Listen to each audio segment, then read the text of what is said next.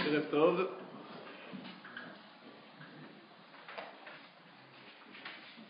Nous sommes à moins de 2 semaines de Shavuot et je me proposais de vous parler du lien qu'il y a entre Megillat Ruth et Shavuot.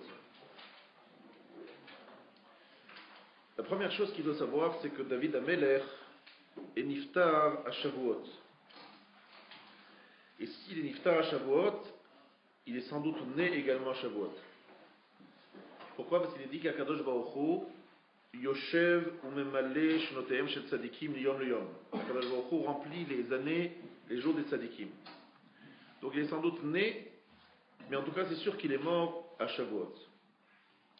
Est-ce qu'il y a un lien plus que factuel dans le fait que David HaMelech est né à Shavuot, est mort à Shavuot? Quel intérêt d'insister? Bon, il est mort à Shavuot. C'est on va dire un hasard, il n'y a pas de hasard chez nous. Mais on va dire que ce n'est pas quelque chose qui paraît fondamental. Évidemment, si nos sages insistent sur ce lien qu'il y a entre la mort de David HaMelech, éventuellement sa naissance, et la fête de Shavuot, c'est que ce n'est pas juste une question de détail. C'est quelque chose qui est fondamental. Il y a un lien entre David HaMelech et ce qu'il représente et Shavuot. Et quel est le lien? Parce qu'en fait, un roi, dans le peuple juif, n'a pas seulement le rôle d'organisateur, de gestionnaire. C'est pas seulement celui qui va punir le contrevenant. Le roi a un rôle beaucoup plus éminent. Il représente la royauté d'Akadosh Baruch Hu sur terre. Il n'est pas là pour être, lui, roi, dans le sens où il impose sa royauté en tant que David HaMelech. David HaMelech a reçu la royauté d'Akadosh Baruch Hu, et à travers David HaMelech, je reconnais la royauté divine. Ça, c'est le rôle d'un roi en Israël. C'est d'être une sorte d'intermédiaire, de représentant, et d'être celui qui va installer la royauté divine dans le peuple juif. Or, le jour de Matan Torah, Chag HaShavuot, c'est un jour justement où la royauté divine s'installe. Elle s'installe de la façon la plus aboutie, puisqu'Akadosh Baruch Hu nous demande de faire 613 mitzvot, il y a Matan Torah, donc il y a véritablement une dimension de Malchut Shamayim, de royauté divine, ce jour-là. D'où le lien avec David HaMelech. Donc ça c'est un premier point qui est important. Évidemment, ce qui explique, déjà c'est un élément d'explication, sur le fait que Megillat Ruth va être lu à Shavuot. Pourquoi est-ce qu'on dira Ruth à Shavuot? Parce qu'on sait tous que Ruth, c'est ce qu'on appelle Ima Shel Malchut. Qu'est-ce que ça veut dire Ima Shel Malchut? Je vais vous révéler quelque chose que peut-être certains ici savent, d'autres ne le savent pas. Shlomo HaMelech, le roi Shlomo, on sait qu'à l'époque du roi Shlomo, c'est vraiment la royauté dans toute sa magnificence. Il avait, à côté de son trône, à côté du trône de Shlomo, il y avait un trône, un siège, sur lequel s'installait Ruth. Ruth a vécu très longtemps. Ruth a vécu très très longtemps même, des centaines d'années, et elle a vécu, elle s'est installée, lorsque les gens venaient voir Shlomo, ils voyaient à côté de Shlomo une place, un siège, il y avait là-bas Ruth.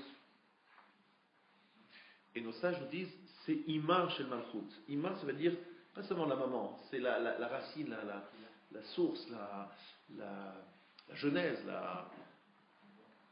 l'utérus. Là, c'est l'utérus, M. C'est quoi? Ça veut dire en fait l'origine même de la Malchut. C'est la source même de la royauté. Vous ne trouvez pas que c'est un petit peu déplacé, non? On met Ruth, pas qu'on la met en avant, on la met super en avant. Shlomo HaMelech, c'est quand même le roi, the roi, et il présente, parce que les gens viennent le voir, Shlomo, il voit qui? Une vieille dame, qui, je vous le rappelle, cette dame, elle a une histoire chargée, très chargée. Pas ça. Je vous rappelle rapidement à ceux qui auraient peut-être oublié, Ruth, c'est la fille de Eglon. Eglon, c'était le roi de Moab. Soit dit en passant, Eglon, c'est le descendant de Balak. Et Balak, il a eu le mérite d'avoir Ruth comme descendante. Pourquoi? Parce que Balak, il apportait des sacrifices chaque fois que Bilam chaque fois que Bilam voulait maudire le Bnei Israël, il faisait 7 sacrifices. Et c'est Balak qui les a financiés, apportés, organisés. Même s'il l'a fait chez l'Olishma, son intérêt c'était de détruire le peuple juif, Akadosh Baruch Hu paye, vous entendez? Akadosh Baruch Hu il paye, il rembourse les mitzvot. Il a fait une mitzvah, il a un mérite. Ce mérite, c'est d'avoir une descendante qui s'appellera Ruth, ni plus ni moins que l'ancêtre du Mashiach. Donc on a Ruth, c'est qui? La fille de Eglon. Elle a une sœur jumelle, une sœur, Orpha. Bon. Je vous rappelle un peu l'histoire. Elimelech, il habite à Bethléem. Bethléem, c'est dans le pays de Judée, de Juda, en Eretz Israël. Il voit qu'il y a la famine. Lorsqu'il y a la famine, tout le monde se dirige vers Elimelech parce qu'Elimelech, c'est d'abord un notable et un homme riche. Et tout le monde le sollicite pour les aider financièrement dans le moment de disette. Elimelech, il dit à sa femme, franchement, on ne va pas être la banque de tout le monde ici. On va déménager, on part. Vous entendez? Elimelech, pour fuir les sollicitations, va déménager en dehors d'Israël. Il ne va pas aller n'importe où. Il va aller chez Moab. Ce n'est pas un pays du tout recommandable. Ce n'est pas un endroit très moral, loin de là. Il va s'installer là-bas, chez Moab. Et ses 2 fils vont se marier avec les princesses, les filles du roi de Moab. Ses 2 fils vont mourir. Lui, il va mourir. Donc c'est une catastrophe. Lui il meurt, ses 2 fils meurent. Il a des belles filles qui ne sont pas juives, mais qui sont pas juives, hein, ils ne sont pas convertis. C'est pas qu'ils sont mariés après la conversion. Pas de conversion, magnifique. Tout ça parce que monsieur a fui les sollicitations. Il ne voulait pas être sollicité, il ne voulait pas partager son argent. Bon bref, catastrophe. Ses 2 filles. Donc il reste Naomi. Elle a perdu son mari. Elle a perdu ses 2 fils. Il lui reste 2 belles filles. Bon, elle dit à Orpha et à Naomi, et à Ruth, vous êtes libres. Ben voilà. Vos maris sont morts. J'ai rien à vous offrir. Je suis pauvre. Je suis veuve. Je suis rejeté de mon pays. Je vais revenir chez moi. Les gens vont dire, ah, regardez cette Naomi qui nous a fui. Vous imaginez qu'est-ce qu'elle l'accueille? Regardez, Naomi, celle qui, avec son mari Elimelech, là, qui n'a pas voulu nous aider lorsqu'on était en difficulté, ben regardez là. Donc je ne suis même pas bien noté dans mon pays. Donc je suis veuve, mal noté. J'ai besoin j'ai perdu mes 2 fils. Voilà, qu'est-ce que j'ai à vous offrir? S'il vous plaît, passez votre chemin, retournez vous êtes princesse, vous allez chez le roi, il va vous accueillir, vous êtes des princesses, votre avenir est assuré. Alors Orpha, elle dit bon d'accord, au revoir. Et Ruth, elle dit je reste. Elle dit pas je reste, elle dit des mots très forts, elle dit ton peuple c'est mon peuple, là où tu mourras je mourrai, etc. En 2 mots, elle dit nos rôles sont, nos destins sont scellés, je ne te quitte pas. Et donc Naomi et Ruth vont retourner en Eretz Israël. Là-bas, Ruth va se marier avec Boaz, un homme de 80 ans, faut savoir quand même. Boaz, il va mourir juste après sa première relation. De là va naître un enfant, et cet enfant sera l'ancêtre de David Amelech. Voilà. Résumé, c'est ça. Donc on prend Ruth, vous entendez quand même, c'est un peu fort, c'est fort de café chaud. On met Ruth, qui est quand même la fille du roi de Moab, on n'a pas oublié. Elle a fait une conversion, mais elle vient de là. On la met à côté de Shlomo, on dit voilà, ça, c'est l'origine de la malchoute. C'est fort quand même. C'est fort, c'est dur quoi, enfin de dire ça. Mais on veut nous rappeler quelque chose. Alors regardez bien, pourquoi est-ce que nos Chachamim nous disent qu'il faut lire Ruth à Shavuot? Amar Rabbi Zeira. Amar Rabbi Zeira. Megillah Zu, en ba lo tum'a velo tahara. Cette Megillah n'a ni pureté ni impureté. Lo issur velo heter, ni interdiction ni permission. La manirteva, pourquoi est-ce qu'elle a été écrite? Elle la mettra kama schar tov le gomle chassadim. Pour t'enseigner le salaire de ceux qui sont gomle chassadim, ceux qui sont généreux. Je répète, cette Megillah n'a aucun intérêt, entre guillemets, halachique, on n'apprend pas de halachot ni de nouvelles. La seule intérêt de cette Megillah, c'est de nous rappeler le salaire de ceux qui sont généreux. Alors moi je veux bien, c'est tout à fait logique, j'entends, mais je ne vois pas le rapport avec Shavuot. En 2 mots, je ne comprends pas le rapport avec Shavuot. Shavuot, il y a beaucoup de textes à lire, pourrait dire plein de choses. On a choisi Megillat Ruth, mais pas parce que Megillat Ruth c'est lié à Matan Torah. Ça n'explique pas Matan Torah. C'est parce que dans Megillat Ruth, on apprend le salaire de ceux qui sont généreux. Je vois pas que c'est un peu. Je sais pas, je vois pas en quel rapport, quoi. Quel rapport entre des gens généreux et Matan Torah? C'est quoi le lien? Voilà la question que je voudrais poser. Je suis ici l'approche du Rav Chaim Friedlander, le Mashgiach de la Yeshiva de Ponevezh. Donc Gomlei Chassadim. Alors comment on dit Gomlei Chassadim au pluriel? Ceux qui sont généreux. Il faut compter Ruth et Boaz. Ruth et Boaz, ce sont les personnages, les héros de notre histoire. Ruth et Boaz. Il y a aussi Naomi. Mais ici, lorsqu'on parle de Gomlei Chassadim, des généreux, on parle à Boaz et on parle de Ruth. Alors allons-y. Nous allons essayer de faire le bilan, de faire un sorte de bilan, pour voir en quoi, commençons par Ruth, en quoi Ruth est une fille généreuse. En quoi elle est généreuse? Où on trouve une générosité chez Ruth tout à fait particulière qui mérite pour cela d'être dans Megillat Ruth et donc d'être lue à Shavuot. Alors la première chose qu'il faut voir, bon, je pense que c'est assez simple, c'est que d'abord Ruth, elle fait un don total d'elle-même. Elle est princesse. Elle vit dans un palais, d'accord? Tant que Elimelech est en vie, c'est un homme riche, on peut comprendre. Elle a fait une alliance, on va dire, intéressée. Elle est princesse, elle se marie avec quelqu'un de riche, ça se comprend. Mais lorsque sa belle-mère, Naomi, lui dit « Repartez, mon mari est mort, mes enfants, vos maris sont morts, repartez chez vous. » Ruth, qu'est-ce qu'elle a à faire? À retourner chez son père. Qu'est-ce qu'elle fait Ruth? Elle dit « Non, non, je te suis. » C'est pas de la générosité, mais c'est le don total de soi-même, c'est pas mieux que ça. Elle donne tout, quoi. Elle donne tout.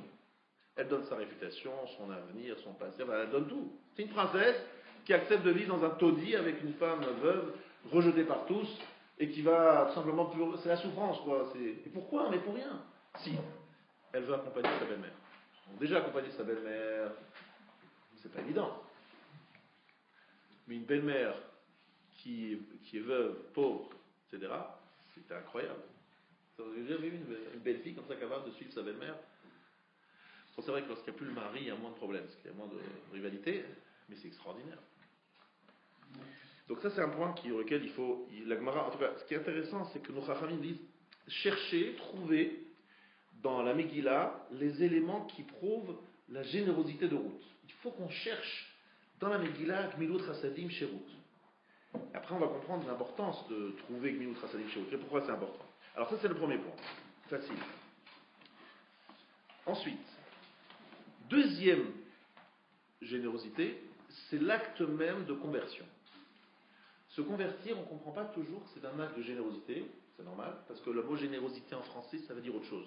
Générosité, c'est avoir quelqu'un qui est pauvre et lui être généreux envers lui. Ici, la générosité, ça s'explique un peu autrement. Chesed, dans la Torah, ça veut dire aller au-delà d'une limite, faire plus que nécessaire. Quelqu'un qui n'est pas juif et qui veut devenir juif, ça peut être un acte de générosité. Pourquoi? Parce qu'il dit, moi, en tant que non-juif, je peux servir mon Créateur avec 7 mitzvot, les 7 mitzvot noachid. Et je décide, de mon projet, de faire 613 mitzvot. De passer de 7 à 613, c'est quand même un beau saut. Pourquoi?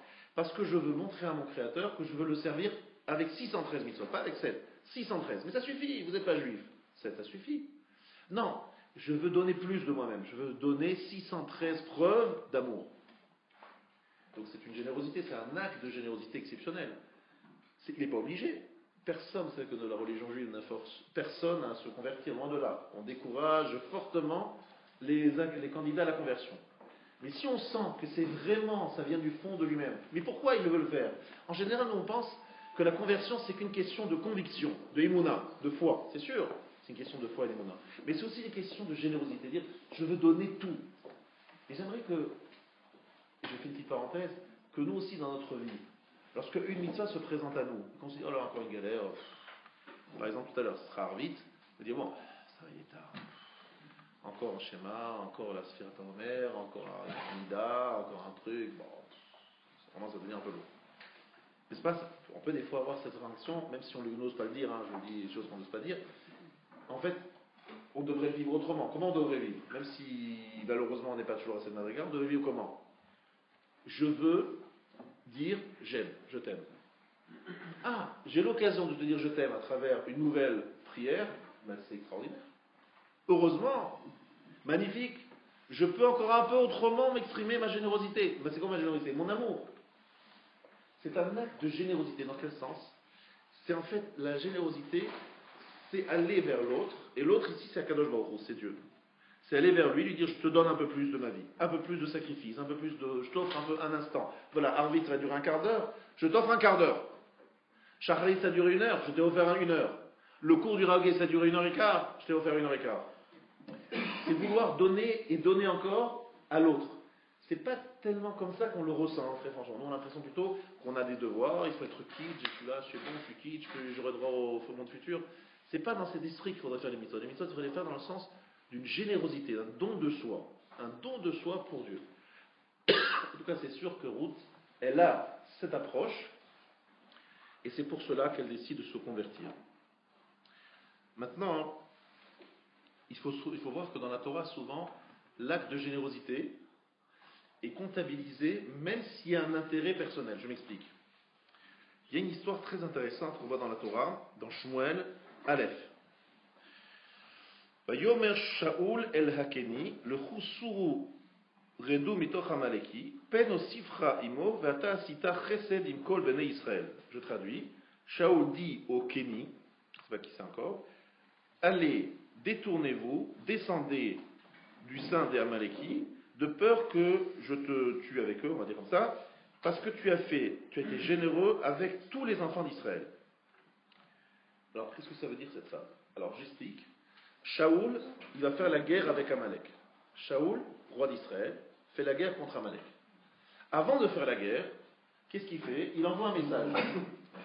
Il envoie un message à Kéni. C'est qui Kéni? Kéni, ce sont les descendants de Yitro. Yitro, je vous rappelle, le beau-père de Moshe. Il leur dit à Kéni, partez, parce que j'ai pas envie de vous tuer. Pourquoi je ne vais pas vous tuer? Vous n'êtes pas d'Amalek, et vous ne méritez pas, mais aussi parce que vous étiez généreux avec Israël. En quel moment Yitro a-t-il été généreux avec Israël? Est-ce qu'à un moment Yitro a été généreux avec Israël? Il a été généreux en quoi? C'est lui qui est venu se convertir, c'est vrai. Yitro est venu se convertir, mais ce n'est pas généreux avec Israël. Généreux avec Akadosh Baruch Hu, mais pas généreux avec Israël. Généreux avec Israël, c'est à un moment. Lequel? Moshe Rabbeinu a sauvé les filles de Yitro. De qui les a sauvées, Moshe Rabbeinu? De l'attaque des bergers.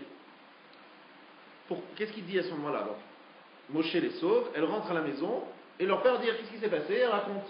Moshe nous a sauvés. Ça ne pas que c'est Moshe. Ish Mitzri.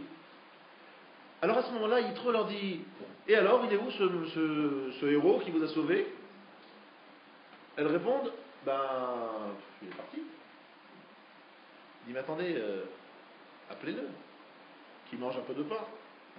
Donc on comprend que ça veut dire qu'il vienne et qu'il se restaure.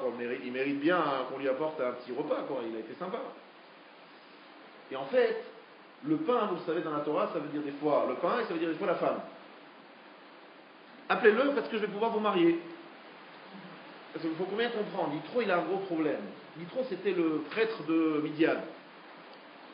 Mais le problème de Yitro, c'est qu'il vient d'être éjecté, mis en quarantaine. Pourquoi est-ce qu'il est mis en quarantaine, Yitro?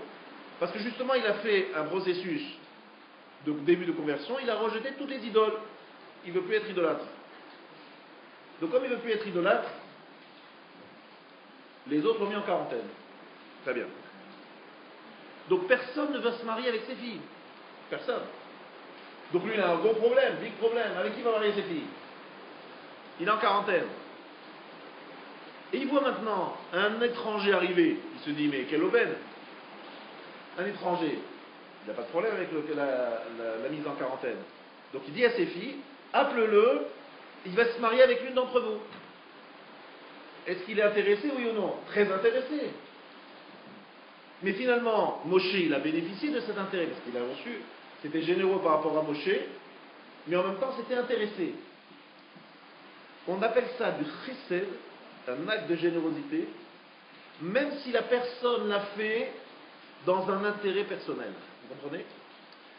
Yitro, il invite Moshe parce qu'il a intérêt à marier ses filles, Mais on dit que c'est quand même un acte de générosité parce que finalement, Moshe, il a reçu. Il a été accueilli et il a reçu du pain, il a pu manger. Et il s'est marié aussi. Mais ça veut dire que ça qui est intéressant, la Torah comptabilise un acte de générosité même s'il y a un intérêt. Donc ça c'est par rapport à Yitro. Donc même quelqu'un qui fait quelque chose intéressé, si c'est quand même un acte de générosité, on appelle ça un acte d'unité. Est-ce que c'est clair? Ça c'est lorsque j'ai un intérêt. Mais route, on est bien d'accord, il n'y a aucun intérêt. Mais pire que ça, c'est bien. Ruth ici elle prend un énorme risque. Lequel? Ruth ici elle prend un énorme risque. Lequel? À l'époque, parce que Naomi c'était quand même quelqu'un qui connaissait un peu Torah, à l'époque où Ruth va se convertir, il y a une halakha, une règle talmudique qui est pas très claire, qui est la suivante. C'est écrit Lo yavo Ammoni ou Moavi bikahal Hashem. Le Ammoni et le Moavi ne pénétreront pas dans l'assemblée d'Hachem. Alors les gens ils se trompent d'ailleurs souvent, ils ne comprennent pas vraiment ce qui est écrit là. Ça veut dire quoi? Il y a un candidat à la conversion, il vient de Ammon ou de Moab. Est-ce que j'ai le droit de convertir? Oui ou non? Oui ou non? Vous dites non, c'est une erreur. J'ai le droit de convertir. Par contre, je n'ai pas le droit de le marier avec une fille qui est d'origine juive. C'est-à-dire dont les parents sont juifs, etc. Mais une fille qui est convertie elle-même, elle peut se marier avec un homme noir. Mais lui, c'est sûr qu'on peut le convertir. Mais le problème, c'est qu'il aura du mal à se marier. Alors, quelle est la réflexion ici? C'est que lorsque Ruth, elle prend le risque de suivre Naomi, non seulement elle suit une belle-mère, c'est pas évident, qui est pauvre, qui est veuve, qui est rejetée par son peuple, mais en plus elle prend un risque énorme. C'est qu'elle peut penser qu'elle est moabite, donc elle ne pourra pas se marier avec quelqu'un de Ben Israël. Donc elle prend le risque de rester veuve jusqu'à la fin de ses jours. Il se trouve qu'à cette époque-là, il y a justement un tribunal qui va statuer. Ce tribunal va statuer la chose suivante. Il va dire, c'est vrai pour les hommes, c'est pas vrai pour les femmes. Un Ammoni, Moavi, homme, ne peut pas se convertir, mais ne peut pas se marier avec une fille juive d'origine. Par contre, une fille de Moab, une fille de Ammon, elle peut se marier avec un Ben Israël. Mais ça, c'était pas évident à l'époque. Donc Naomi, elle prend le risque de rentrer avec sa belle-mère et de ne trouver aucun khatan, aucun mari. Donc, ça montre encore un peu plus un acte de dévouement, un acte de générosité, un don de soi total. On est bien d'accord. On est en train de faire la liste. Elle est longue la liste. Alors pourquoi cette halakha n'était pas très claire? C'est très intéressant à étudier. Pourquoi tout d'un coup cette halakha était... Comprenez, parce que c'est écrit le mot Ammoni ou Moavi. C'est écrit Ammoni ou Moavi, on parle du masculin. Est-ce que le féminin est inclus ou pas? Voilà la question. Bon, je ne vais pas rentrer dans les détails de la réflexion talmudique, mais il se trouve que beaucoup de tribunaux n'acceptaient pas, même les femmes. Mais après, effectivement, cette halakha a été connue. Donc elle prend encore une fois un énorme risque. Maintenant, ce n'est pas terminé. Là, on est en train de comptabiliser toute la générosité dont fait preuve Ruth. On continue. Ruth, elle a encore une autre qualité. Laquelle? C'est qu'elle va faire ce qu'on appelle le hiboum. Le hiboum, vous savez ce que ça s'appelle le lévira en français. C'est-à-dire qu'elle va se marier avec un homme qui est de la famille de son mari défunt. Alors normalement, vous savez que le hiboum se fait avec le frère du mari défunt. Et là, le frère, il est mort aussi. Alors avec qui elle va se marier? Elle va se marier avec quelqu'un qui est beaucoup plus loin dans la relation familiale, qui a donc un rapport familial beaucoup plus lointain, et avec lui, qui a 80 ans. Donc, je vous ai dit tout à l'heure, il avait 80 ans, c'était un homme très très important dans le peuple juif, qui c'était un chopet, un juge, c'était un personnage de grande qualité. Mais franchement, se marier avec un homme de 80 ans, surtout lorsqu'on vient d'être veuve, Se dire que je vais me remarier avec quelqu'un qui risque de mourir bientôt, c'est vrai que c'est pas évident, quoi. Mais elle, alors qu'elle aurait pu aller avec des jeunes hommes, elle refuse d'aller avec des jeunes hommes parce qu'elle veut absolument faire la mitzvah de Yiboum. Vous savez ce que c'est la mitzvah de Yiboum? La mitzvah de Yiboum, c'est un acte de grande générosité. Pourquoi? Parce que lorsque le beau-frère se marie avec sa belle-sœur, l'enfant qui va naître, quelque part, c'est pas son enfant, c'est son enfant, mais il a la neshama, l'âme du frère défunt. Donc c'est quelque part offrir, si on peut dire, une sorte de rédemption, de réincarnation au frère défunt. Donc c'est un acte déjà de générosité, lorsque c'est le beau-frère. Mais lorsqu'en plus on n'est pas obligé de le faire, l'acte de l'Évira, parce qu'il n'y a pas de frère, d'aller chercher un proche qui en plus a 80 ans, pour avoir un enfant qui va être en fait l'âme de son mari défunt, il faut vraiment être très généreux. Et je vous ai dit que cet homme-là de 80 ans, Boaz, il va mourir juste après. Donc vraiment, c'est un acte de grande générosité. Mais ça va payer. C'est une bonne affaire qu'elle a faite, même si elle ne le savait pas au moment où elle l'a faite. C'est de là que va naître le Mashiach. Maintenant, c'est vrai que c'est un peu scabreux toute l'histoire. Ça vient un peu de trucs bizarres.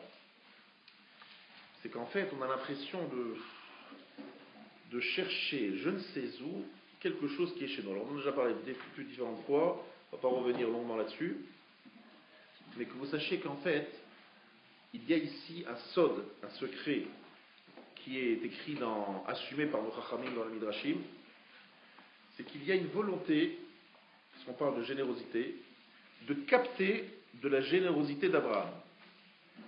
Et je voudrais que vous écoutiez bien, parce que ça c'est le point, on va dire, le plus mechoudash nouveau de ce shiur.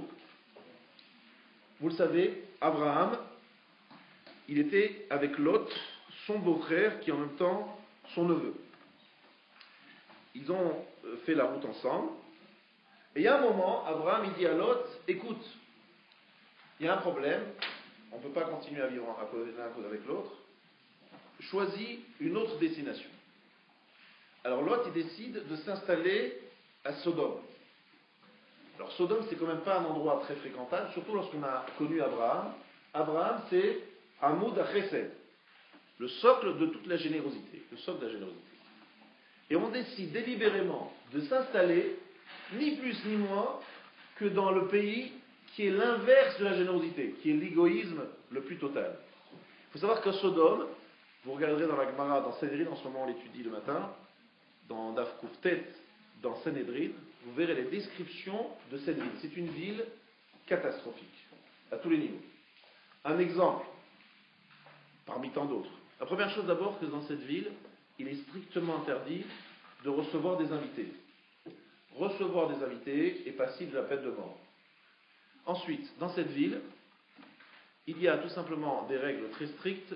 Si je reçois, quelqu'un arrive dans la ville, on l'invite à se coucher dans un lit. Dans ce lit, on voit, s'il est trop grand, on lui coupe les membres qui dépassent, et s'il est trop court, on étire son corps jusqu'à explosion pour pouvoir rentrer dans le lit. C'est bizarre comme truc, hein. Lorsqu'il y a, il y a des règles qui sont... Lorsque quelqu'un nous frappe, on est frappé par quelqu'un, on a vu ça dans le Mahat Sanhedrin, quelqu'un nous attaque, nous frappe, coup et blessure. Quelle est la loi lorsqu'il y a coup et blessure? Celui qui est frappé, donc la victime, doit payer à celui qui l'a frappé. Pourquoi? Parce qu'on dit que celui qui a été frappé, il a perdu son sang. Comme il a perdu du sang, à l'époque, pour la médecine, c'était quoi? C'était souvent des saignées. Donc, grâce à lui, tu as une saignée gratos. Donc, il faut que tu payes la saignée qui t'a abusé. Donc, voilà. C'est une idée très simple. À tel point, je vous raconte une histoire, c'est sympathique, juste pour faire un petit sourire. C'est la Gemara qui raconte ça, qu'il y a eu un type intelligent qui s'appelait Eliezer, serviteur d'Abraham. Eliezer, serviteur d'Abraham, il s'est retrouvé à Sodome. Évidemment, il s'est fait taper dessus par un créancier. Il avait un créancier qui lui devait de l'argent. Il fallait surtout pas avoir des créanciers de Sodome. Et ce créancier, évidemment, il l'a frappé. Bon, alors il n'a pas apprécié, vous imaginez, il s'est rendu au tribunal. Le tribunal lui a dit, non seulement le créancier, donc il ne veut de rien, mais c'est lui qui doit payer le créancier. Pourquoi? Parce que le créancier l'a frappé, et que celui qui est victime, il doit payer à celui qui l'a frappé. Qu'est-ce qu'il a fait Eliezer dit? Bon, qu'à cela ne tienne, il a pris un gros bâton et il a frappé le juge.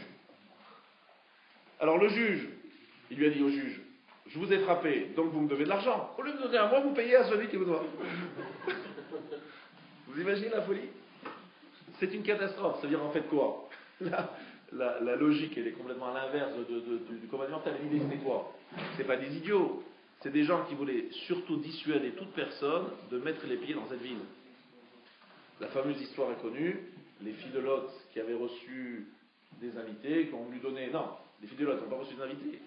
C'était tellement dangereux. Qu'est-ce qu'elles ont fait? Elles ont pris une cruche. Et elles faisaient semblant d'aller chercher de l'eau dans le puits. Donc elles ont pris une cruche. Et dans la cruche, elles avaient caché un morceau de pain. Parce qu'elles voulaient le donner à des pauvres. Mais comme c'était très dangereux, elles ont fait ça de façon elles ont dissimulé le pain. Le problème, c'est qu'elles ont été attrapées. Celle qui a été attrapée a été mise sur un toit, enduite de miel, et elle a été bouffée par des abeilles. Lorsqu'il y a eu le cri de cette jeune fille qui mourait, Akadosh Baruch Hu, avec son tribunal céleste, a décidé la destruction de Sodome. Mais là, je vous raconte quelques petites histoires de Sodome. C'est une catastrophe ambulante, cette ville. Cette ville, c'est la ville, mais la Gemara répond, a dit pourquoi? Parce que c'était une ville très riche. Il y avait là-bas tout ce qu'il fallait, donc les gens n'avaient besoin de personne. Comme ils avaient besoin de personne, ils vivaient en autarcie, ils n'avaient surtout pas envie que quelqu'un passe. Ils disent, si quelqu'un passe chez nous, qu'est-ce qu'il veut? Nous vendre quelque chose, c'est pas la peine, parce qu'on a tout sur place. Donc il veut nous prendre. Donc s'il veut nous prendre, on va s'occuper de lui. Donc ils ont installé un système juridique très performant qui rendait absolument, qui décourageait toute personne de s'installer dans cette ville. Voilà ce que c'est la ville de Sodome. Sympathique, n'est-ce pas? Et c'est là-bas que l'autre va s'installer. Il faut le faire quand même. Tu viens de chez Abraham, tu t'installes là-bas. Bon. Ils s'installent là-bas. Mais regardez l'histoire, comme elle est incroyable. Ils s'installent là-bas et viennent les anges pour sauver Lot. Ils viennent sauver Lot pas parce qu'il le mérite, mais parce qu'il est le neveu d'Abraham. Il a du puissant par famille. D'accord? Donc ils viennent le sauver. Et à ce moment-là, qu'est-ce qu'il dit Lot? Je voudrais prendre mes deux... Il a déjà 2 filles mariées. Alors d'abord, avant cette histoire-là, il a 2 filles qui ne sont pas encore mariées. Et toute la ville, vous entendez quand même, c'est quand même incroyable. Toute une ville, en quelques instants, se réunit, hommes, depuis le plus jeune au plus âgé, en pleine nuit. Et qu'est-ce qu'ils demandent? Sortez-nous, sors-nous Lot, les 2 invités que tu as reçus. Et qu'est-ce qu'on va faire? On va avoir des relations homosexuelles avec ces 2 hommes-là. Vous entendez ces gens tordus? Parce qu'ils veulent absolument châtier tous les invités, pour leur donner vraiment plus, voilà, pour leur faire passer l'envie de venir dans cette ville. Alors évidemment, les anges, comme c'est des anges, ils ont frappé de cécité tous ceux qui étaient autour de la ville, donc toute la ville a été devenue aveugle. Et qu'est-ce qu'il a fait? Lot, il s'est dit, je vais quand même sauver mes 2 filles qui sont mariées. Il est allé voir ses gendres, et qu'est-ce qu'ils ont fait? Ces gendres, ils ont commencé à rigoler en disant, attends, il leur a dit, vous imaginez, il leur dit, demain la ville sera renversée. Il dit, bon d'accord, c'est toi qui es complètement maboule, t'es gentil, mais ça va, cette histoire tu vas la raconter. Le beau-père, il a complètement, voilà, il a perdu la tête, il croit en des anges et des machins, bref, ils se sont moqués de lui. Donc ses 2 filles sont restées dans la ville, donc il a perdu ses 2 filles. Il a déjà perdu une fille, je vous rappelle, d'une façon atroce, parce qu'elle avait apporté du pain à un pauvre. Voilà le bilan quand même. Hein. Il lui reste plus que 2 filles qui sont célibataires, et il dit aux gens qui sont autour de la ville, prenez mes 2 filles. Il est fou aussi. Bon, il donne, prenez mes 2 filles, au lieu de vous en prendre aux invités. Bref, on est vraiment dans le délire. Il sort avec ses 2 filles, il se cache dans une grotte, et dans cette grotte, les 2 filles se disent la chose suivante. Écoutez bien. Les 2 filles se disent, elles ont vu le cataclysme, destruction de toute la vallée. Mais elles, les filles, elles ne savent pas que c'est que la vallée. Elles pensent que c'est le monde entier, qu'il y a eu un maboule de feu. Il y avait un maboule d'eau, maintenant c'est un maboule de feu, et ils pensent que ça y est, le monde est détruit. Donc ces 2 filles-là, elles se disent, il faut bien qu'on continue à perpétuer le genre humain. Qui va le faire? Donc qu'est-ce qu'elles font? Elles donnent à boire à leur père, Lot, qui devient sourd, et qui va avoir un rapport avec ses 2 filles. De là va naître, d'une façon incestueuse, Moab et Ammon. Ça, c'est l'origine de Ruth. Vous entendez? C'est un acte de générosité, oui ou non? C'est un acte de générosité, oui. Parce que ces filles-là, elles l'ont pas fait parce qu'elles avaient des désirs sexuels envers leur père, pas du tout. C'est que tout simplement, elles l'ont fait parce qu'elles voulaient reconstruire le monde. Donc c'est vraiment de la générosité. Alors c'est tordu, mais c'est pas tordu. C'est pas tordu dans leur intention, c'est des intentions pures. Voilà l'origine de Ammon et Moab. De là va venir Ruth, et la Torah nous dit que Moab, il ne faut surtout pas l'attaquer, parce que Moab a une descendante qui s'appelle Ruth, et celle-là, il faut la préserver de tout. Je ne pas que c'est un peu tordu comme histoire, mais c'est pas fini. Je regarde le Midrash sur un passage dans Teilim, chapitre 89. Qu'est-ce qu'il dit le Midrash? Matzati David Avdi. J'ai trouvé David, mon serviteur. Où je l'ai trouvé? À Sodome. C'est-à-dire que Dieu dit, pour trouver David, il s'est trouvé dans la lame, mais l'origine de David se trouvait à Sodome, il fallait l'extraire de là-bas. C'est quelque chose de bizarre, non? De trouver des tzadikim dans une ville aussi pourrie. Alors je me suis dit qu'il va falloir que je vous donne une explication plus proche du quotidien. Je vais expliquer ce que ça veut dire. Peut-être que c'est personnel, c'est faux ce que je dis. J'ai l'impression qu'en fait, l'enseignement qu'on peut prendre de cette histoire, c'est que quelque part, pour construire quelque chose d'aussi puissant que David Ameler, Shlomo Ameler, le Mashiach, Image El Malchut, ça vient d'où? Ça vient en fait de personnes qui ont fait des expériences extrêmement négatives. Parce qu'en fait, dans le monde, dans notre vie, nous aussi, on apprend de deux choses. On apprend lorsqu'on est proche de gens grands, de grandes personnes, de grandes personnalités. Et on apprend aussi des échecs. On apprend aussi de ceux qui en sont trompés. On apprend aussi de l'erreur. On apprend surtout de l'échec de personnes. Du côté, voilà, je pense que une grande partie des gens qui sont là, comme moi-même, si on est là, c'est aussi parce que quelque part on veut fuir quelque chose qui nous paraît perverti à l'extérieur. On est là parce qu'on aime la Torah, on est là parce qu'on aime les mitzvot, mais on est là aussi parce que quelque part on se dit à l'extérieur, c'est pas très beau ce qui se passe. Quelque part, on est aussi là parce qu'on a des expériences négatives dans notre vie, ou bien autour de nous. Et qu'en fait, lorsqu'on nous dit que David Ameler vient de Sodome, c'est pas qu'il vient de Sodome parce que là-bas il y a des grandes neshamot. C'est que tout simplement, on a besoin d'un Sodome pour comprendre la gravité d'une société qui n'est pas fondée sur le chesed. Parce qu'une société riche, qui vit en autarcie, qui a tout ce qu'il faut pour elle, qui n'a besoin de personne, est une société extrêmement fragile. Elle va vers un système judiciaire, où celui qui frappe, il reçoit de l'argent. Et c'est quoi comme folie? Ben, tout le monde va frapper. C'est l'encourager à tout le monde à frapper. C'est quoi cette folie? Ça veut dire en fait on est dans un système complètement taré, complètement dingue. Mais on y est arrivé pourquoi? Parce qu'on est complètement égoïste. Et que finalement, Sodome, c'est l'échec de l'humanité lorsque l'humanité ne se dirige pas dans la direction que Dieu lui a choisie. Et que finalement, prendre de là-bas quelque chose, c'est nous dire que pour se construire, il faut aussi savoir voir les échecs qui sont autour de nous ou les échecs de notre vie. C'est pour ça qu'en vérité, la faute, quelque part, c'est pas quelque chose d'entièrement négatif. Parce que la faute nous apprend à comprendre le côté un peu factice du mal, du Satan, des différentes sollicitations que nous avons.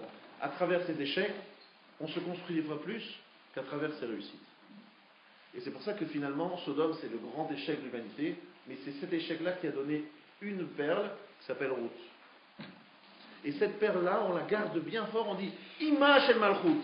C'est l'origine même de la royauté. C'est-à-dire que la royauté d'Israël, ce n'est pas que des gens qui ne font pas de faute. Exemple, Yehuda, pourquoi est-ce qu'il a été choisi comme roi d'Israël? Yehuda a été choisi roi d'Israël pour une raison très simple. C'est que Yehuda était quelqu'un qui a fait a priori une grande faute. Il est allé avec sa belle-fille, qui s'appelait Tamar. En plus, qui était déguisée en prostituée, ce qui n'arrange pas les choses. De cette fille prostituée, déguisée en prostituée, qui est sa belle-fille, vont naître Péret et Zarah. Vous savez qui c'est Péret et Zarah? C'est la réincarnation de ces deux fils perdus, Er et Onan. Il y a deux fils qui sont morts, Er et Onan, réincarnés dans Péret et Zarah, qui sont les fils de sa belle-fille, qui était autre que la femme, évidemment, de ses deux premiers fils. Voilà. De là va naître le Mashiach. Parce que Yehuda, de ce descendant, donc on recommence. Et en fait, finalement, Yehuda, normalement, c'est fini son histoire. Après avoir fait une faute pareille, il doit être disqualifié. Mais on nous dit que comme Yehuda, il a su avouer, il a dit, j'ai fauté, c'est avec moi que l'a fauté, il a reconnu sa faute, il est élu roi d'Israël parce qu'il est capable d'avouer sa faute. Ça veut dire qu'il a suffisamment d'amour pour la vérité, pour ce qui est authentique, pour mettre en avant l'authenticité, la vérité, avant son intérêt propre. Parce que normalement, en disant cela, il s'enterre. C'est fini pour lui, sa carrière politique, il était quand même un leader, c'est fini. Mais en vérité, en avouant, il retrouve sa place de leader et de roi. Donc vous voyez que même Yehuda, c'est quelqu'un qui va grandir à travers son échec. À travers entre guillemets, une déviation. Et on retrouve cela avec David Ameler, qui à la fin de sa vie fait la faute de Bathsheba. Finalement, cette faute de Bathsheba, avec sa teshuva, lui donne une force qu'il n'aurait pas eue sans teshuva. Alors je ne suis pas en train ici de dire l'apologie de la faute et de l'erreur. Je suis en train de dire que même lorsqu'il y a, et c'est un fait, il y a des erreurs, il y a des fautes, c'est quelque chose qui construit autant que la compréhension du bien, que l'attachement au bien. Ça c'est Sodome. Donc lorsqu'on parle de Megillat Ruth, pour moi à Shavuot, Megillat Ruth à Shavuot, premier élément de réponse à notre question du départ, qui est de dire pourquoi insister Megillat Ruth à Shavuot, en dehors du fait que David Ameler, descendant de Ruth, il est né à Shavuot, il est mort à Shavuot, ça a l'air bon, c'est sympa, mais quel est l'intérêt? C'est qu'on veut nous dire que la malchoute chez nous, la royauté, n'est pas qu'une royauté de gagnants, d'être, on va dire, saint de la naissance jusqu'à la mort. La royauté vient non seulement de la capacité d'être maître de soi, mais aussi d'être capable de grandir de ses échecs. C'est ça la royauté aussi. La royauté, c'est ça aussi. Et si on a compris ça, on a compris que Ruth, c'est celle qui symbolise tous les échecs que l'on a finalement, dont on a appris des choses, dont on a compris quelque chose. Ruth a compris que Eglon, son papa, descendant de Balak, descendant de Moab, il y avait quelque chose à apprendre. Je vais vous raconter une histoire que j'ai déjà souvent racontée. C'est vrai qu'un jour, le Rav Moshe Feinstein, Zichrono Livracha, il était monté à la Torah, et juste après lui, il y a un jeune élève de sa yeshiva qui est monté. Et ce jeune élève, le Rav a dit, en regardant sa main, parce qu'il a vu qu'il avait sa main, puisqu'il était monté juste après lui, il a dit, tu as du tsarat, tu as de la lèpre. Alors, l'élève, il est choqué, quoi. Alors, Moshe Feinstein, il s'y connaît, et lui dit, tu as de la lèpre. On parle d'une histoire qui a 30-40 ans, vous voyez, il n'y a pas si longtemps. Alors, il est choqué, et avec son maître, il réfléchit. Mais pourquoi il a du tsara? Pourquoi est-ce qu'il a la lèpre? C'est qu'il a dû dire du lachon hara, de la médisance. Et c'était un garçon extrêmement vigilant sur, justement, le lachon hara. Il faisait très attention à ne pas dire de mauvaises choses. À tel point qu'avec son maître, ils ont eu du mal à trouver qu'est-ce qu'il avait dit de mal sur un ami à lui. Ils ont cherché, finalement, ils ont trouvé. Il avait dit du mal des filles de Lot. Pourquoi? Il avait dit, mais je comprends pas, c'est quoi cette folie? La fille de Lot, elle appelle son fils Moab. Moab, ça veut dire Me'av, de papa. Tu as fait de son fils, t'as pas honte, quoi, déjà, tu as fait un inceste. Bon, tu l'as fait dans une bonne intention, mais c'est quand même une faute. Tu oses mettre sur la place publique l'origine de ton fils, qu'il a en fait le fruit d'un inceste. Moab, Me'av, de papa. Qu'est-ce que ça veut dire, ça? C'est honteux. Il a dit cette réaction, et la Rav Moshe Feinstein a dit, qui tu es pour parler des filles de Lot? Qui je suis pour parler des filles de Lot? C'est qui les filles de Lot? Ah, c'est pas... Il dit, mais tu te rends pas compte?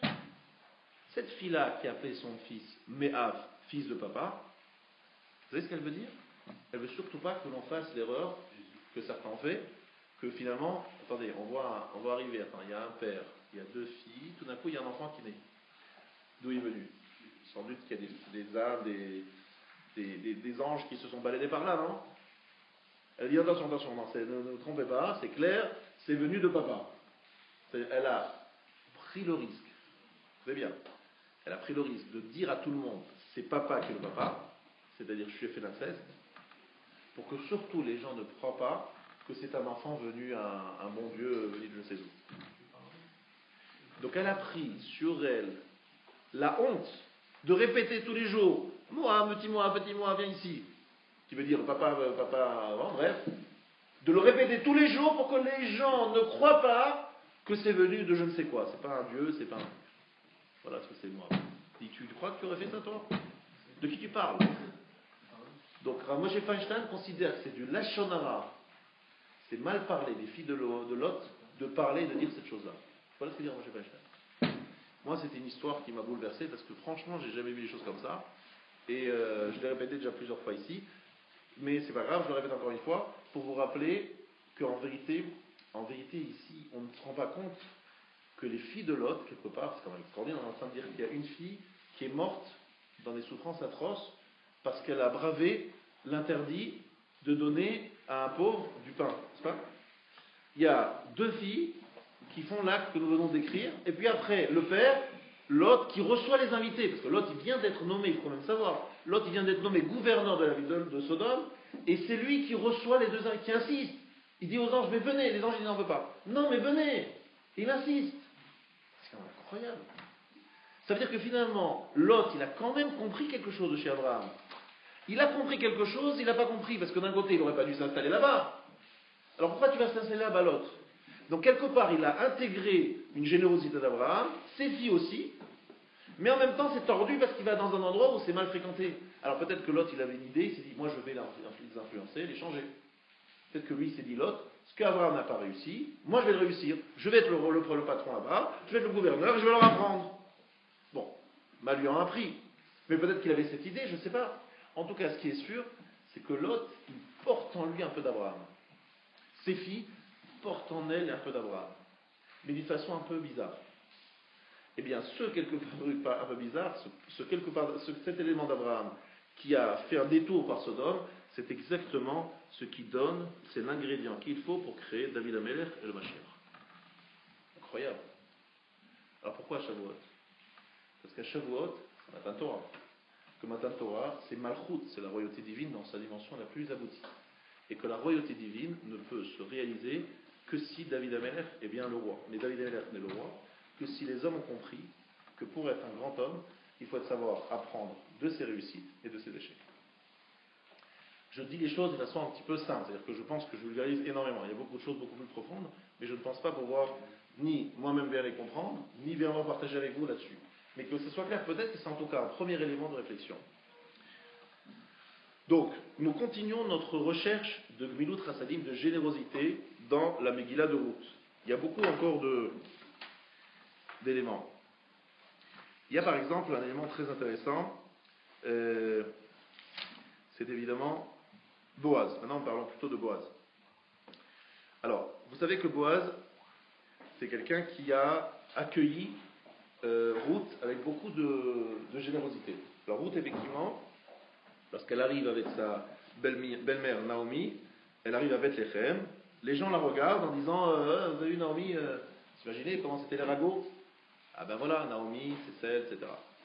Alors là encore, j'insiste là-dessus.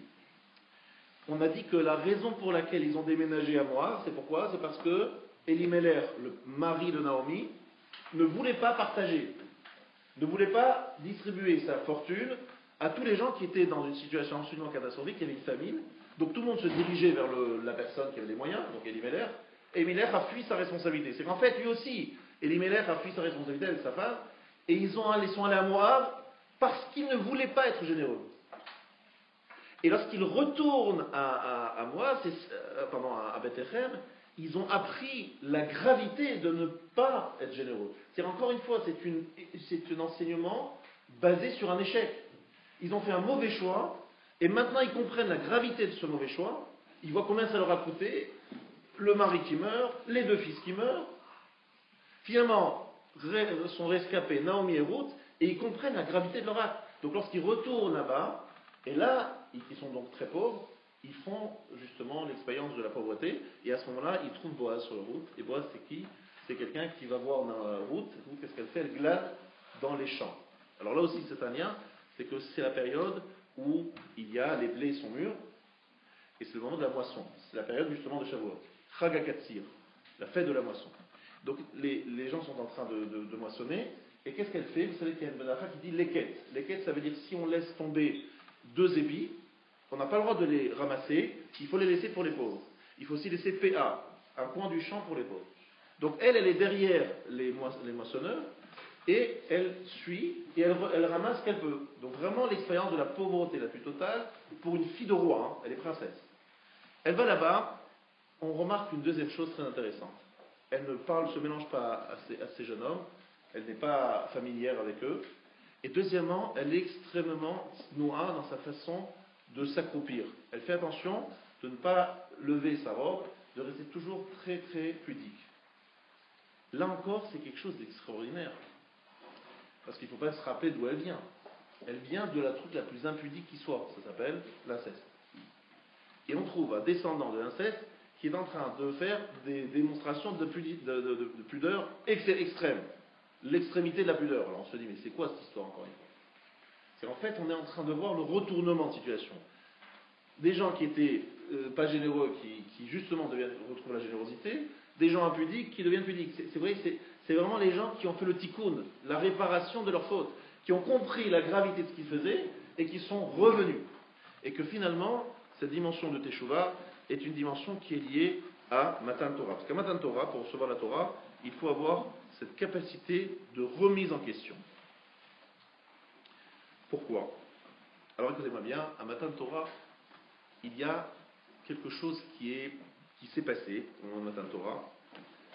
Je m'en rappellerai toujours ce que m'a dit Rav Wolbe un jour. Ça m'avait beaucoup, beaucoup marqué. Parce qu'il l'a répété plusieurs fois. Il disait que c'est quand même bizarre. Avant Matan Torah, Akadosh Baruch Hu, il dit à Moshe et à Aaron, il leur dit, écoutez, attention, je vous demande, faites bien, dites bien au peuple juif. Et il répète. Il ne faut surtout pas qu'ils montent sur la montagne. Alors, surtout pas. Alors, il leur dit, attention, comme je suis tellement peur de monter sur la montagne, on va mettre une barrière autour de la montagne, comme ça c'est sûr que les juifs ne monteront pas, parce que s'ils montent, j'aurai pas le choix, il faudra les tuer. Oh là là, c'est l'angoisse. Mais en fait, Akadosh Baruch Hu, c'est bizarre, il ne se rend pas compte, il ne sait pas. La réaction des juifs, ça n'a pas du tout ça. La réaction des juifs, c'est qu'ils sont partis en arrière, mais pas partis en arrière, ils sont morts de peur. Et ils ont fui, ils sont morts de peur, c'est la réaction totalement inverse. De quoi il a peur, Akadosh Baruch Hu? Il met une barrière, il dit attention, ne montez pas, alors qu'en fait, finalement, ils sont partis en arrière. C'est quoi cette histoire-là? À quoi on joue? Il ne sait pas, Akadosh Baruch Hu, qu'on aura peur? En faisant en plus, se présentant comme ça, avec des éclairs, des tonnerres, ça fait peur, franchement. Qu'est-ce qu'on va faire? On va monter sur la montagne, on va faire quoi? Ça fait peur. Alors le Rav nous a dit comme ça. Il nous a dit qu'en vérité, Akadosh Baruch Hu voulait montrer un enseignement. Il voulait dire, en vérité, on aurait dû vouloir monter. On aurait dû vouloir monter. C'est ça en fait.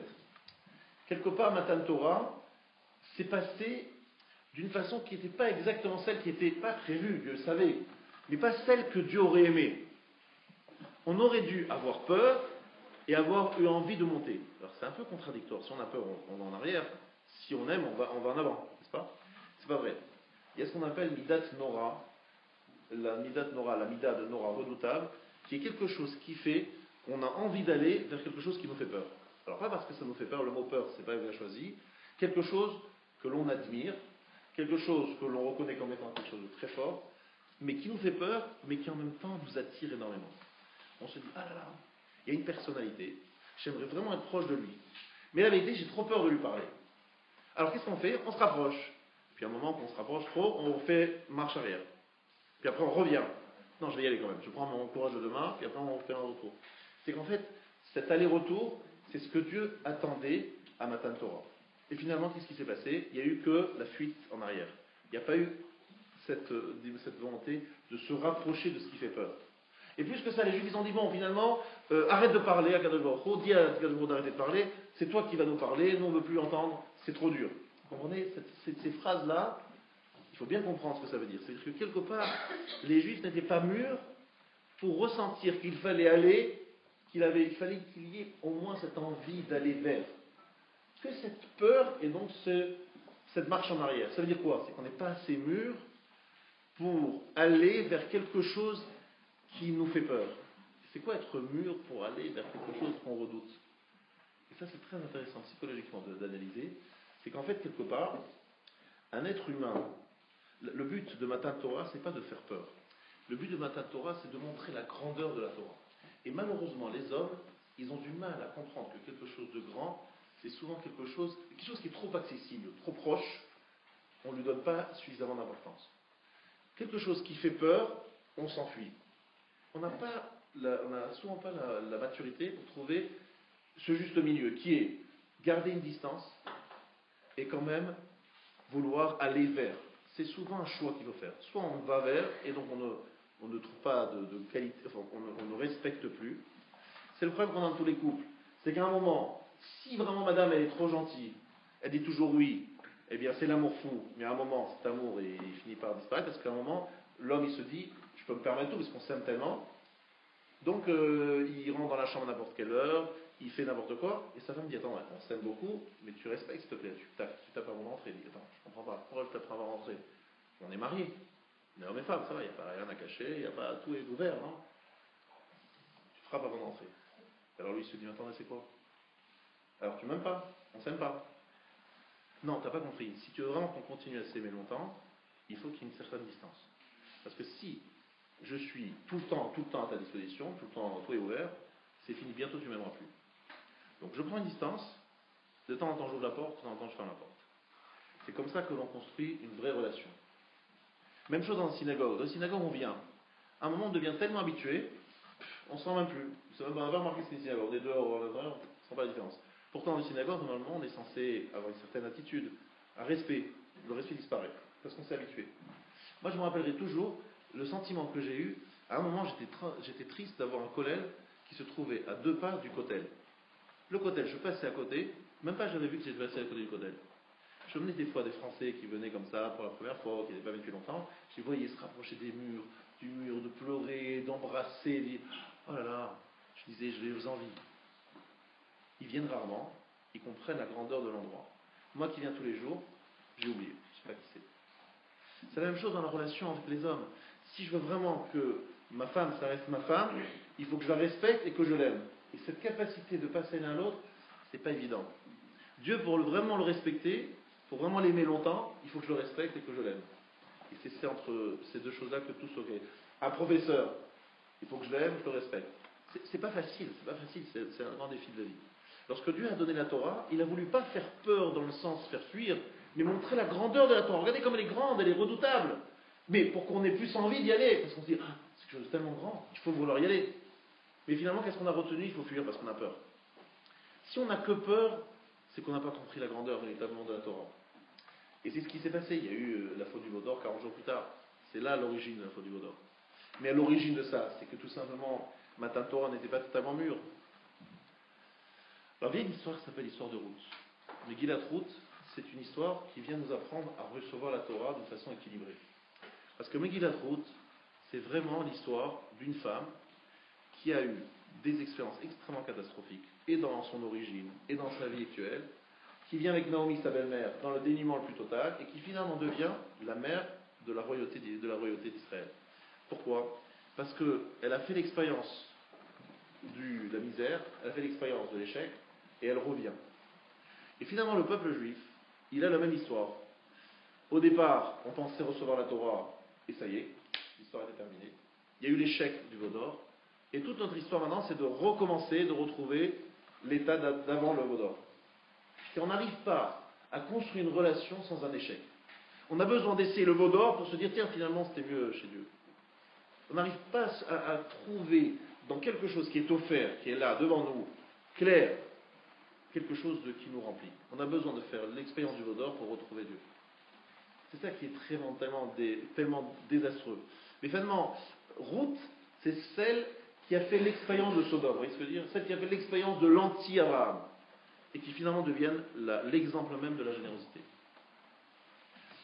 En dehors de cela, il faut retenir une deuxième chose dans cette Megillah de Ruth, c'est aussi la zrizout.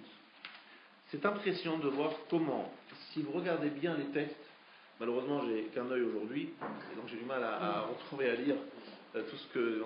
J'ai une opération de 3 heures, et donc il y a des textes que je voulais lire, mais c'est pas grave.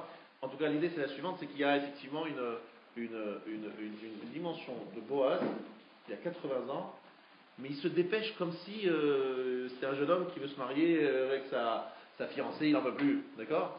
Et c'est pas ça du tout. Boaz, il fait tout de suite, quoi. Boaz et Ruth, s'ils ont décidé de faire quelque chose, ça va à une vitesse grand V. On se demande, attendez, ça va, il y a ça qui urge. Finalement, ça urge beaucoup parce que il va mourir quelques heures après avoir eu sa première relation conjugale et son unique relation conjugale avec sa femme. Il va mourir quelques heures après. Donc c'était vraiment urgent. Mais grâce à sa célérité, à sa rapidité, mais vous avez bien compris que c'est pas seulement grave, c'est Boaz devait arriver à cela. Boaz, sa vie, c'était de se préparer à trouver Ruth. Une fois qu'il avait eu cet rapport avec Ruth, il est mort parce qu'il avait fini sa mission. Parce que était là le germe de la naissance du futur garçon qui allait être l'ancêtre, l'arrière-grand-père de David Amelech. Donc il a fini son mission, il est parti. Mais c'était aussi cette dimension de zrizout, de rapidité, de zèle. Et ici on voit quelque chose de très intéressant.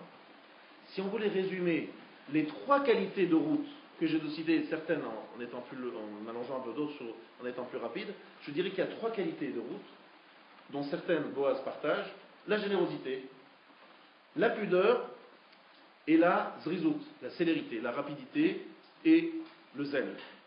N'est-ce pas? Ce sont les 3 qualités de Ruth. Je répète, la qualité de Ruth, c'est la pudeur, c'est la générosité et également la rapidité. Elle fait tout de suite, elle agit tout de suite. Boaz, il est aussi également généreux, également zariz. La mafteach, la clé de la Géoula, c'est justement celui qui est capable de construire ces 3 domaines, ces 3 dimensions qui sont la zrizout, la tzniout et la gmilut chassadim. La gmilut chassadim, c'est-à-dire la générosité. La pudeur, le zèle et la générosité. Pourquoi? Plus ces qualités que d'autres, c'est très simple. Gmilut chassadim, c'est construire, vouloir offrir, vouloir aller au-delà de soi-même. Zrizout, c'est être capable d'aller jusqu'au bout. J'ai commencé un acte, je ne m'arrête pas au milieu, je vais jusqu'au bout. Je fais vite, c'est bien. Mais surtout, je ne m'arrête pas, je vais jusqu'au bout. Et la tzniout, c'est la pudeur. C'est la capacité quand même de se mettre en retrait, de ne pas vouloir toujours se mettre en avant et se dire voilà, moi j'ai fait, moi j'ai trucs. Non, il y a une grande pudeur. Ça, c'est le secret pour amener la Géoula. A l'inverse, il y a eu Matan Torah. Les Chachamim nous disent Matan Torah, elle avait un défaut. C'est que ça fait tellement de bruit, ça a été tellement vu par tout le monde, que ça a créé un Aïnara, un mauvais œil, entre guillemets. C'est-à-dire, ça a été tellement médiatisé, si on peut dire, Matan Torah. On sait que dans le monde entier, ils ont senti du bruit, ils ont eu peur. C'était quelque chose qui a fait énormément de bruit. Les louchot donnés dans ces conditions-là ont été brisés. Par contre, les deuxièmes louchot, qui ont été donnés à la discrétion la plus totale, on ne sait même pas ici souvent quelle date elles ont été données, c'était à Kippour. Mais ce n'est pas écrit dans la Torah explicitement. À Kippour ça a été donné, celles-là elles sont restées entières. Ça veut dire que le fait de faire un grand ramdam, un grand bruit, c'est souvent des choses qui viennent et qui sont détruites. Ruth, elle vient de quelque chose d'extrêmement discret. C'est une femme qui s'est dit, le monde va être détruit, va disparaître. Je n'ai aucun autre choix que d'aller avec mon père pour pouvoir justement construire ce monde. Et lorsqu'elle dit Moab de papa, c'est pas parce qu'elle manque de réserve, c'est pas parce qu'elle n'est pas pudique, c'est qu'elle a peur que les gens croient que c'est pas de son père et que ça vient de façon surnaturelle. Elle dit non, c'est pas un ange, c'est un homme. Et ça vient de mon père. Elle est prête à faire ça, mais c'est pas parce qu'elle manque de pudeur, c'est parce que tout simplement, elle est droite dans ses bottes. Elle ne veut pas qu'on puisse dire d'autre chose. Vous comprenez? Et je pense que justement, cette capacité, cette force de dire de papa, Moab, alors qu'on n'a pas envie, qu'on n'a pas intérêt, et le faire uniquement parce qu'on est convaincu qu'il ne faut pas introduire, laisser passer des mauvaises interprétations de choses, c'est la force de ce qui sera demain le Mashiach. Maintenant, ça, il faut bien comprendre. Parce qu'on est dans une période où aujourd'hui, je pense qu'il faut construire ces différents éléments et il faut les mettre en place. Si on les met en place, on est près du Mashiach. Alors maintenant, pour terminer, nos Chachamim disent voilà, il y a une autre femme qui s'appelait Orpa. Orpa, c'est la sœur de Ruth. Et Orpa, comme son nom l'indique, Oref. C'est celle qui a montré la nuque. Elle a entendu, tu peux y aller. Elle a dit au revoir, et pas au revoir, pardon, adieu. Elle a tourné la tête, elle est partie, elle a quitté sa belle-mère. Et qu'est-ce qu'elle a fait le jour même? Elle a eu une relation avec quelques dizaines de personnes. De là est né Goliath. D'accord? Descendant, c'est Goliath. Et Goliath, c'était l'opposant de David Amelech. C'est-à-dire que les deux sœurs, Ruth, c'est David, Orpa, c'est Goliath. Et Goliath et David se sont opposés dans une guerre connue, dans un duel très connu. Et finalement, David a eu le dessus. Comment c'est possible? Elle est proche de Naomi. Elle est la sœur de Ruth. Elles viennent du même endroit. Il y en a une qui tombe si bas et une qui monte si haut. À votre taille, écoutez bien ce que je vous dis. Lorsqu'on a la chance de fréquenter des gens de grande qualité, on ne peut pas être moyen, on ne peut pas être médiocre. Il faut savoir qu'on a un rendez-vous avec l'histoire et qu'il faut être à la hauteur. Orpa, elle a vu, enfin elle n'a pas vu. Elle n'a rien compris, elle est partie, elle a quitté la vérité. Elle était obligée de se convertir, jamais de la vie. Elle n'était pas obligée. Mais tu as vu quelque chose, tu as vu quelqu'un de cette grandeur, Naomi, et tu restes de marbre, certes, tu n'as rien compris. Et lorsque tu tombes très bas. Par contre, Ruth, elle est montée très haut. Ça, c'est une grande leçon. Ruth, dans Haram nous dit, c'est un mot Re'ia, Ra'a, elle a vu. Elle a vu quelque chose. C'est la capacité de voir les gens grands, de comprendre la grandeur de cette belle-mère. Et Orpa, elle a tourné la nuque. Donc je vais vous dire quelque chose. Tout commence avec notre capacité de voir. Il y a un homme qui s'appelait, il y a Yitzhak Avinu, et un homme qui s'appelait Ishmaël. Il marche à côté d'Abraham. Abraham leur dit, qu'est-ce qu'il y a sur la montagne? Ishmaël dit, je vois rien. Et Jacob et Yitzhak, il dit, ah, je vois une nuée. Il y a un nuage autour de la montagne. Il dit, mon fils Yitzhak, viens, on monte ensemble. T'as compris.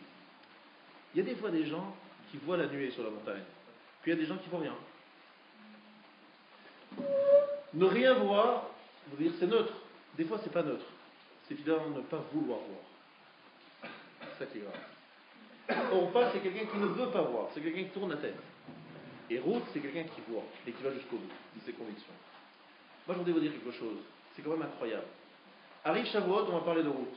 Arrive Matan Torah, Yitro, on parle de Yitro. Yitro et Ruth. La seule personne qu'on a trouvée, c'est Yitro et Ruth. Yitro, il n'est pas juif, Ruth non plus. C'est eux qu'on cherche lorsqu'on a un Matan Torah. Ça veut dire quelque chose. C'est que si vous voulez savoir vraiment comment recevoir la Torah dans moins de 2 semaines, il n'y a qu'une solution. C'est savoir la chercher. Et la chercher, Yitro, c'est quelqu'un qui l'a cherché partout. Finalement, lorsqu'il a cherché dans toutes les idoles du monde, il est revenu vers Hachem. Ruth, elle est vraiment l'expérience la plus terrible, elle a trouvé Hachem. Finalement, pour recevoir la Torah comme il faut être capable de se dire, la Torah c'est la seule solution. Il n'y a pas d'autre solution. C'est pas genre un pis-aller, bon on n'a pas le choix, voilà. Non. On a annulé toutes les autres options. Il n'y a que celle-là. Lorsqu'on a compris que c'était ça l'option, il n'y en avait pas d'autre, à ce moment-là on reçoit vraiment la Torah. Par contre, si on est en train de se dire, bon on est là, mais on est pour être ailleurs, bon je suis là, c'est bon, ça tombe bien, il y a du gâteau au fromage à Shavuot, c'est bon. Ça vaut la peine de venir, sympathique. La lumière, on étudie, c'est sympathique. Il faut vraiment que Matan Torah soit une dimension de Ruth et de Yitro, c'est-à-dire des personnalités qui ont fait l'expérience d'autre chose et qui ont décidé de choisir cette direction-là. Ça, c'est véritablement les gens qui reçoivent la Torah. C'est véritablement, j'appelle ça la dimension des Kiddushin. C'est une femme qui dit, je veux cet homme. Mais elle sait qu'elle pourrait se marier avec plein d'autres hommes. Mais elle a décidé de se marier avec celui-là. Pas celle qui dit, je me marie avec celui-là, mais bon, parce que bon, celui-là il était sympa, mais j'aurais pu me marier avec d'autres, finalement. Bon. Non, non, non, c'est celui-là, parce que c'est que celui-là. C'est Akadosh Baruch Hu, ce qu'Akadosh Baruch Hu nous demande. Je veux que vous vous mariez avec moi, mais que avec moi. Parce que vous avez décidé, vous avez compris que tout le reste c'était rien. Que avec moi. C'est comme ça qu'on reçoit la Torah. Voilà ce que c'est l'expérience de Megillat Ruth à chaque fois.